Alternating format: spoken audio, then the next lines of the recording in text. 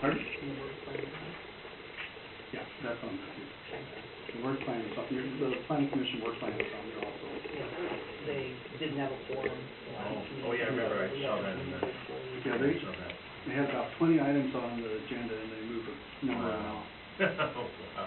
It would have been a long meeting. Yeah, yeah. Now it's gonna be even a longer meeting. Well, they took a lot of items out. Did they? Good. Okay, moving on to, new business, item 6, review revised chapter 3, natural environment and, Yeah. You know, right now we're underneath the growth management grant. In our work program, we're looking at revising our natural environment elements and also the transportation elements of the comp plan. And also as part of that, we'll be revising our wetlands mapping, because since our wetlands mapping is rather outdated, the last major update of that was 1995. So that's part of our work program, as part of the growth management grant. Gives us a pretty limited time frame in which to get this information done. We essentially have to have the revisions sent to the State Department of Commerce at the end of March, very early July, so that they can begin their 60-day review period. That's why we've got a pretty tight timeline that we're looking at. The revisions that we have for Chapter 3, they're some pretty significant changes and some minor changes, but one of the changes which is significant but kind of minor is that we're going from the 2-column format to the 1-column format within the document. So it's easier to make revisions to the document and add information to the document. So this is what it looks like then? This is what it's going to look like versus what it is right now. It's easier to insert statistics, tables, figures, pictures, if you want to put pictures in it, you have that. The other thing we're doing is trying what we've done is provide headings to group the policies underneath the subject,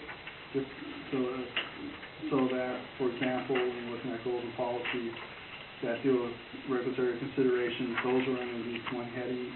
If you want to look at something that's dealing with environmental enhancement, that's underneath another heading, surface water management, wetlands protection, and so forth. So if you're looking for a particular type of policy, it's easier to pull that out of the document. Another item that we have done within this document is that all policies will have a discussion statement with them. Sometimes they'll provide a table, or sometimes they'll provide a picture to illustrate what the discussion statement is. So you'll see some of that in there. Another item that we're doing as part of the amendment to the, and this is going to be comprehensive wide and throughout the comprehensive plan, is we're changing the format to a set format so that we have a kind of the opening statement in the front, the policies, and then the background information at the back end of it with all the background information and maps that go along with that particular element. Right now, it's kind of mix or match depending on which element of the comprehensive plan you look at right now, so we're looking for a basic format throughout the document. And one of the things that I don't have for you tonight is we'll have a table of contents with an index for all the elements, which will include an index of all maps, an index of all figures, an index of all tables, and an index of acronyms, so it'll help make it easier to read through the document when you look at some of the acronyms like SEPA or DNR or whatever, what you run into the document. Now, one of the main changes to the natural environment in terms of policies and background information, we have provided a section on page 14 dealing with biodiversity. And this is based upon information that has been put together by Now, the Pierce County Biodiversity Alliance, which includes quite a few different jurisdictions, including, they have a listing in here. You have the King County Puyallup Tribe, Crescent Valley Alliance, Pierce County Conservation District. There's some of the contributors. And I think there is the listing in here. Okay. And actually, we have some representatives from the Alliance here. They can probably fill me in better than what I'm trying to find on that. But this is a document, the Lower White River Biodiversity Management Area Stewardship Plan. It's a plan, it's non-regulatory, but it has a lot of good information and a lot of suggestions on how to provide biodiversity within your city and also region-wide, because the biodiversity has to be region-wide to make it work properly. So that's why we want to have, we're proposing and inserting policies regarding biodiversity, and also we have some in the existing conditions, some background information with that already. And we're looking at potentially adopting this as an appendix to the comprehensive plan also. So that if somebody wants to see what this is, it'll be an appendix to the plan where they can look it up. It's a very, very interesting meeting. There's a lot of interesting critters that you find along our stretch of the White River that they did in a BioBlitz in 2006 and 2007. So it's a pretty nice document. So that's in a nutshell what the changes are to the plan in terms of format and content. And like I said, we'll have included in the plan, we're getting the maps put together. We'll have protection map in the back for people if they want to see what that is. We'll have that. We'll have the new critical areas map, and which will have the most recent updates on that. We'll bring in a wetlands biologist to that. We'll have the soils map that'll be in it, which shows the soils in both King and Pierce County. And there's another map we'll have. There's a stream map that shows the stream type, so it's easier to pull out what stream types are within the city and what those buffers would be related to those streams. So that's in a nutshell what we're looking at. And like I say, this is the first look-see at this particular document, get some feedback. Anticipate having a little article in hopefully in the Auburn Reporter next Friday, just to kind of let the public know what's going on and hopefully get some more feedback from the public on it. And unfortunately, we are in a very tight time frame to complete the update of these two chapters. Questions? Is this going to be available digitally, or is it's already on the city website? Okay. It's under planning department, not meeting announcements or agenda. Okay. Excuse me, it's Yeah, but I was thinking for general public, yeah, and whether they're going to be able to. yeah, it should be. I sent it to you for.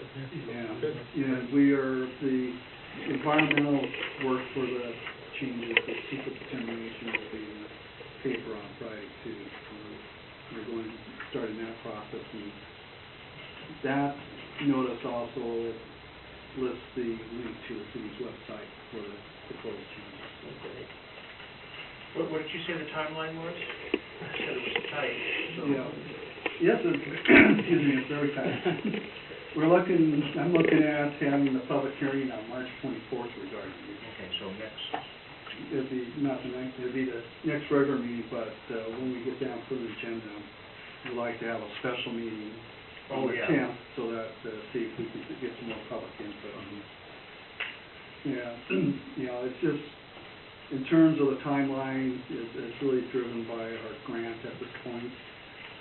We wanted the opportunity to use the grant money to update our wetlands map, and we had to change our grant scope of work. As part of it included all new critical areas regulations, and just knowing the shall I say,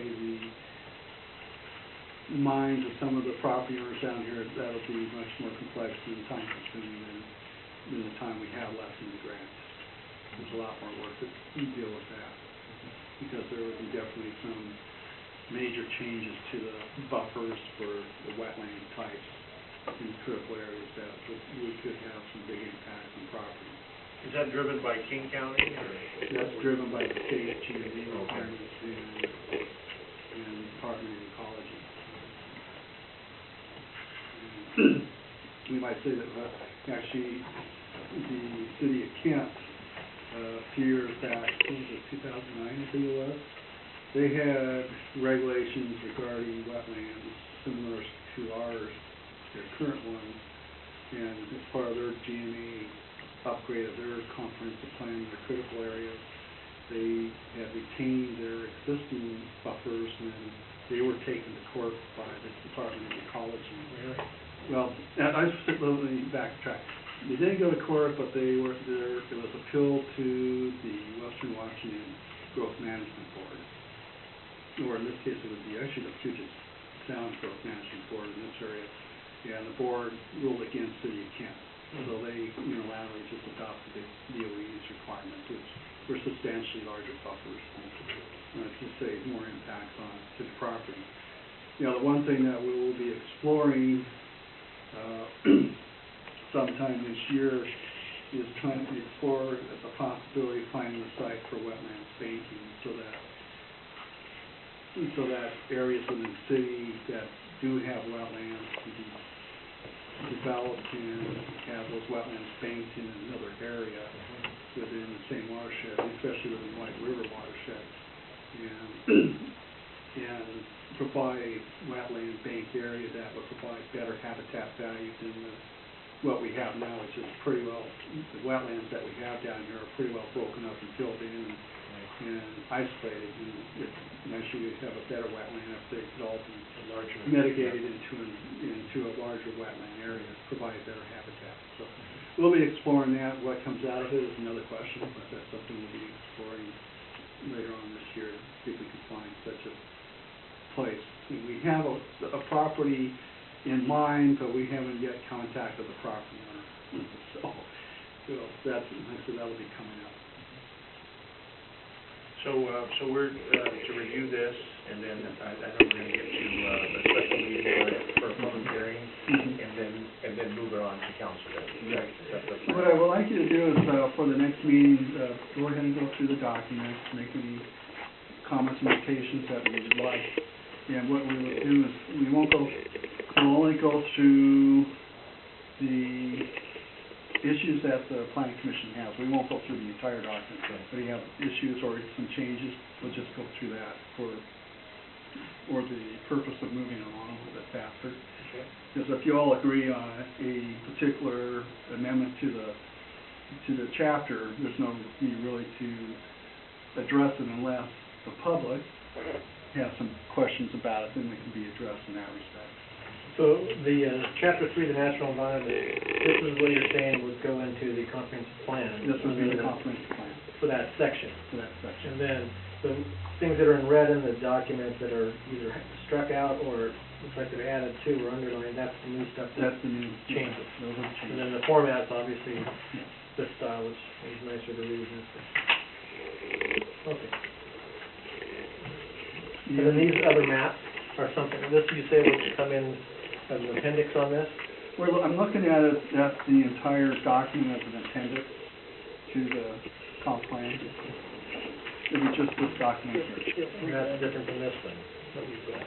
Well, that's a different chapter. But we're looking at this as being an appendix to the comp plan. It's called out on one of the discussion cases, so it's one of the policies under biodiversity. Okay, so this would be in there, and this would just be the appendix. It'll be your appendix to it. So this would be called out as an appendix to the comp plan.